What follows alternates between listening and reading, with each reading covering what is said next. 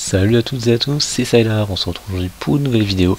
Cette fois-ci c'est un petit vlog, sauf que je ne parlerai pas très fort étant donné qu'il est déjà 22 h et donc il y a les gens qui dorment chez moi, donc prenez un peu ça comme une vidéo un peu ASMR hein, pour ceux qui connaissent. C'est-à-dire que je vais chuchoter simplement et je vais juste vous donner les informations que j'ai à vous donner voilà, sur le sujet d'aujourd'hui qui n'est autre que The Last Guardian, le gameplay qui a été diffusé à l'E3 2015. Alors pour information, je suis en train de le regarder exactement en même temps que vous, donc je pourrais commenter à peu près ce qui se passe.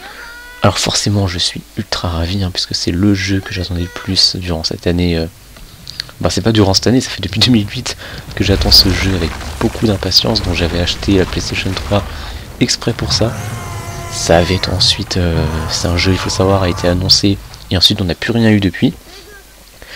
Et ensuite j'avais acheté la PlayStation 4 en me disant que peut-être le jeu finirait par sortir sur cette console. Et il est enfin là, il est enfin arrivé, enfin été dévoilé. Et en plus de ça, ça a été dévoilé avec un gameplay. Donc que demander de plus? Un gameplay qui n'est pas bluffant, autant dire tout de suite, graphiquement c'est pas un truc de fou. À mon avis c'est ce qui aurait dû tourner à l'époque sur PlayStation 3, on voit clairement que ça a été refait, ça n'a pas été refait pour la PS4, c'est clairement un jeu qui était destiné à l'ancienne génération. C'est pas moche pour autant, donc c'est-à-dire qu'il y a quand même de très très beaux effets, je pense notamment aux couleurs. Ça fait beaucoup penser à Ico, mais ne serait-ce que le teint du personnage, donc de ce petit garçon, ou même le teint des couleurs comme l'herbe ou les cornes de Trico. Trico qui est la créature qu'on voit à l'écran. C'est quand même assez beau, c'est coloré, les couleurs ressortent bien, il y a un beau contraste. On peut noter également des effets de vent, des effets d'ambiance qui sont magnifiques. Quand je dis ça, je pense notamment à la créature, vous pouvez le voir, on voit les poils qui bougent en fonction du vent, même les brins d'herbe, on voit les brins d'herbe sur le côté qui sont hyper dynamiques. C'est franchement agréable à l'œil. Après, ça a l'air ultra poétique, donc ça c'est ce qu'on demande. De toute façon, les jeux de Fumito Ueda, qui sont Ico et Shadow of the Colossus, sont réputés pour être des jeux très oniriques. Pour le coup, on a rarement vu mieux dans le game, si je puis dire. Là, pour le coup, on ressent vraiment cette ambiance très poétique. Et la relation entre la créature et le personnage ont l'air d'être assez énigmatique, même si on sent qu'ils sont proches.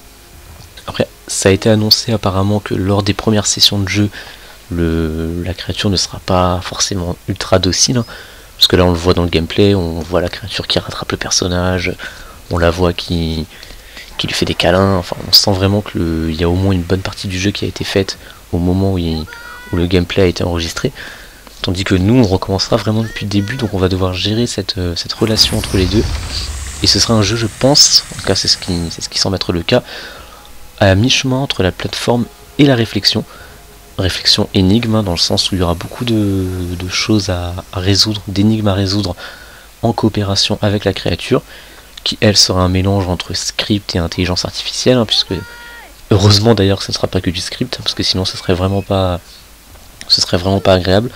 Pour le coup on aura une créature à mi-chemin entre du scripté et de l'IA, et ça c'est juste génial, parce que ça promet d'avoir au final une attache avec cette créature, dans le sens où on sait pas ce qui va lui arriver forcément, on n'a absolument pas la moindre idée.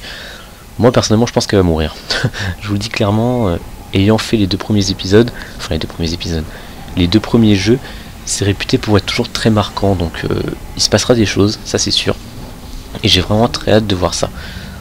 Donc qu'est-ce que je peux vous dire sur ça? Alors qu'est-ce que j'en ai pensé? J'ai pas été déçu.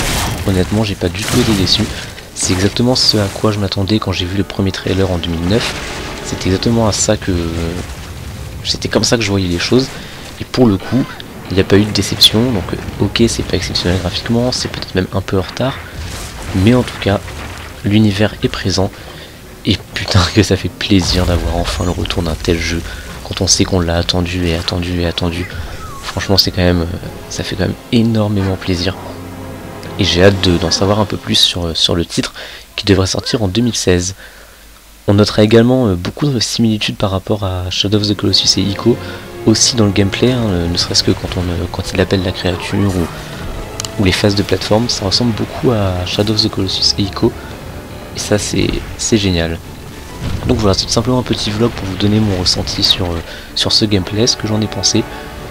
Moi j'ai kiffé, j'ai hâte d'en savoir plus, ça a l'air vraiment génial, ça a l'air très poétique, ça a l'air très mystérieux. Et c'est ça qu'on apprécie dans les jeux de Fumito Ueda. Donc je suis très content du retour du jeu. Et c'est pour ça que je voulais vous en faire une vidéo, simplement pour vous donner mon petit ressenti. C'est le but du vlog après tout, c'est vraiment de tuer le temps entre 2-3 vidéos en attendant la prochaine grosse vidéo. Donc voilà, sur ce j'espère que cette petite vidéo vous aura plu. Restez jusqu'à la fin, il y a un outro où là je vous mets les liens à suivre, la description, s'abonner, tout ce qui va avec. Et puis voilà, sur ce je vous remercie d'avoir suivi ce petit vlog et je vous donne rendez-vous en fin de semaine pour un test comme d'habitude. Allez, salut tout le monde.